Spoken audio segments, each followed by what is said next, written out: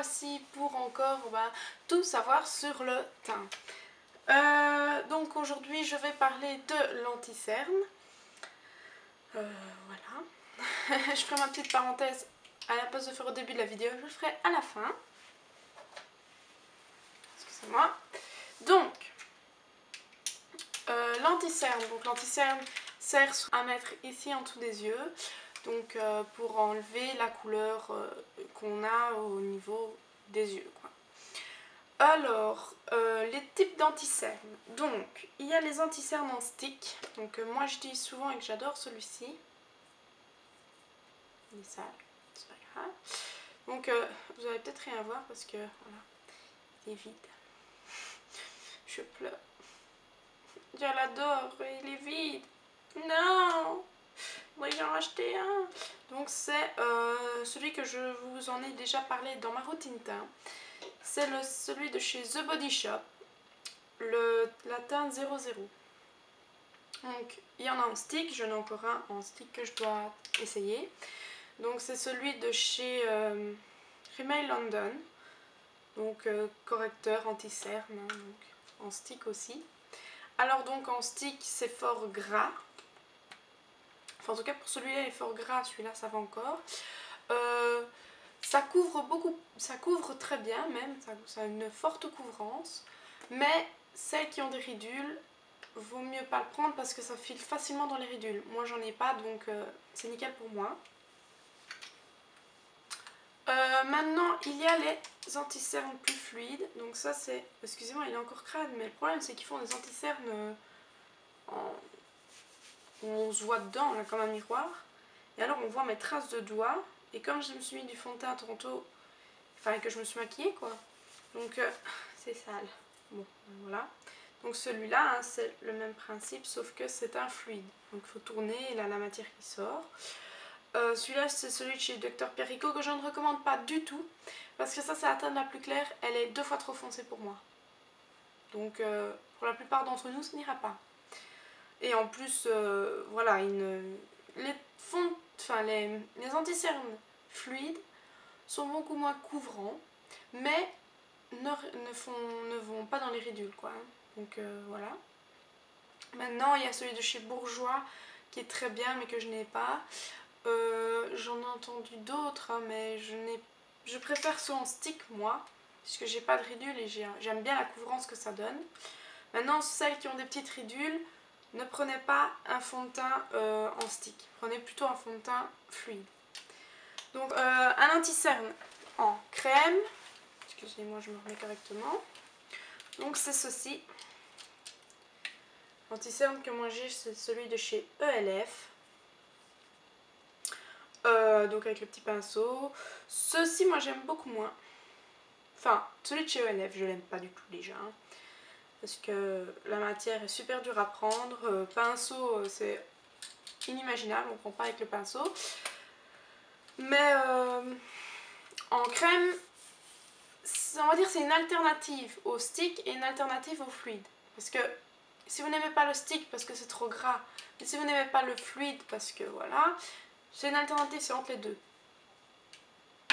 Alors maintenant, savoir quel anti-cerne choisir. Si vous avez des cernes comme moi, qui sont plutôt bleutées, alors vous allez prendre un anti-cerne plutôt jaune. Et maintenant, si vous avez un anti-cerne comme la plupart des personnes ont, je crois, c'est un anti-cerne, donc si vous avez les cernes de couleur grise, voilà, grise à brune, c'est souvent ce qu'on a, donc c'est vraiment plus foncé que votre peau. Là, vous prenez un anti-cerne de couleur plus rosée. Alors, ne prenez pas, s'il vous plaît, un anti-cerne 2 ou 3 teintes plus claires que votre peau. Oui, je sais, c'est la méthode Kim Kardashian. Maintenant, si vous aimez, vous le faites. Hein, mais moi, je vous conseille pas.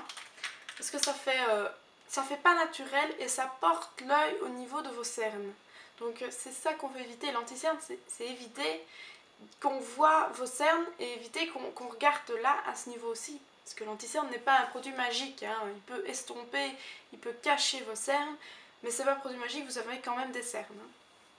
Donc si on porte l'œil là-bas, on verra plus vos imperfections. Une demi-teinte plus claire, oui, parce que ça illumine votre regard, ça donne un effet naturel. Maintenant, si vous aimez le teint beaucoup plus clair au niveau des cernes, c'est comme vous voulez. Si vous aimez la méthode Kim Kardashian, vous le faites si vous voulez, mais moi je vous donne mon avis. Alors, qu'est-ce que je peux vous dire d'autre? Oui, les méthodes pour le mettre. Donc moi j'ai mon pinceau qui est sale, excusez-moi, donc de chez ELF. Normalement c'est le pinceau à fond de teint, donc c'est le Anglade Foundation Brush. Donc moi ça remplace mon pinceau langue de chat, hein, puisque j'en ai un qui est quelque part. Voilà, donc moi j'en ai un de petit pinceau langue de chat, mais moi je n'aime pas du tout. Franchement je trouve qu'il étale que la matière et ne fait rien d'autre. Il étale, on voit les traces, enfin... Celui-là, il est peut-être plus gros, mais moi je l'aime mieux. Donc voilà, maintenant c'est comme vous voulez. Donc c'est celui de chez Emma, donc le petit pinceau langue de chat. Maintenant il y a aussi vos doigts. Il y en a qui le font à l'éponge, mais moi je ne le fais pas à l'éponge parce que voilà, c'est plus de chipoterie à faire qu'autre chose. Donc voilà pour les anti-cernes. Donc je vous ai dit, je prends un petit papier.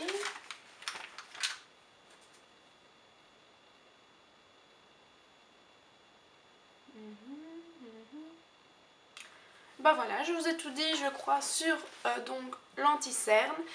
J'espère que ça vous aura aidé et que voilà. Alors, ma petite parenthèse du jour, c'est qu'en fait, hier, donc j'étais à Médiacité, donc à Liège, et il y avait une collecte de dons de sang. Et j'ai été le faire, hein, donc j'ai rempli les papiers parce que c'était la première fois de ma vie que je faisais ça. Et je voulais juste vous dire que vous sauvez 3 vies si vous donnez 400 ml de sang. Ça m'a pris, quand on m'a piqué, moi j'ai un débit de sang très très faible, enfin très non, j'ai un débit de sang faible, donc ça m'a pris plus de temps que d'autres, ça m'a pris une vingtaine de minutes je crois. Et les gens sont très gentils, franchement ils vous mettent bien à l'aise, vous avez un petit truc à boire avant pour que voilà, vous vous sentiez bien, excusez-moi. Mais vous vous imaginez, vous sauvez 3 vies. 3. Il y a personne qui reçoivent vos plaquettes, il y a des personnes qui reçoivent vos globules blancs, et il y a des personnes qui reçoivent le sang carrément. Vous sauvez 3 vies et vous prenez 20 minutes de votre temps. Donc moi je trouve ça vraiment exceptionnel, les gens qui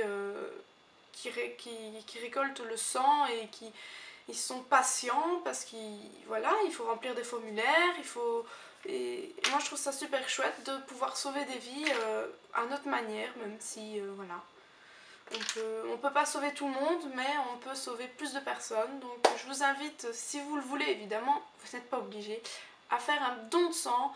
C'est super important. Moi je trouve que c'est sauver des vies, c'est super important. Donc voilà, je vous invite à faire un petit don de sang près de votre collecte de sang. Vous tapez simplement la Croix-Rouge, ou si vous êtes en Belgique. Je sais pas s'il y a la Croix-Rouge en France. C'est peut-être autre chose. Enfin, je sais pas. Mais enfin, vous allez sur internet, vous regardez et ils vous mettront où sont les dons de sang près de chez vous. Il y en a tout le temps, il y en a partout. Et ça ne vous coûte rien. Vous sauvez des vies comme ça. Donc voilà, ma petite parenthèse est fermée. J'espère que ma vidéo vous a plu. Je vous fais des énormes gros bisous. Et je vous dis à la prochaine vidéo. Bye!